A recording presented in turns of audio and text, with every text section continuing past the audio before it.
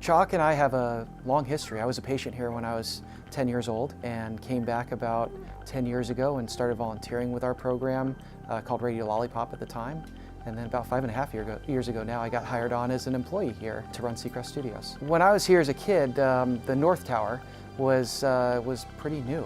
It was only a couple of years old, and since then, the hospital's just grown tremendously, and not only in size, but also in the knowledge of how to treat kids. And it's so wonderful to walk in the hospital now and see bright walls and colors, and the funds raised through the CHOC Walk in the Park go to a number of areas in the hospital, one of which is Child Life, which is the department I'm a part of. And there's no billing code for helping children cope with anxiety and stress and those types of things in the aspect of play. So we really depend on our community partners as well as things like the CHOC Walk to really help keep our program going and keep our kids engaged in what we're doing. I think for me, seeing those kids and those families at the walk, it's so inspiring to see that they have gone through something that I have knowledge of what their diagnosis was, what they were here for.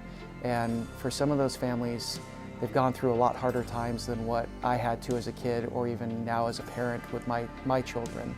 And the strength that they have to come back and want to give back to a place like CHOC, it really is very inspiring to see and very empowering. It makes me want to come back and work 80 hours a week here instead of 40 hours a week, because I know the importance of it. I see it, and these kids are amazing when I get to see them at the walk, and they're healthy or happy or excited to be out of the hospital, but they still recognize me in street clothes. It's great to be a part of that and be a part of their lives and their stories.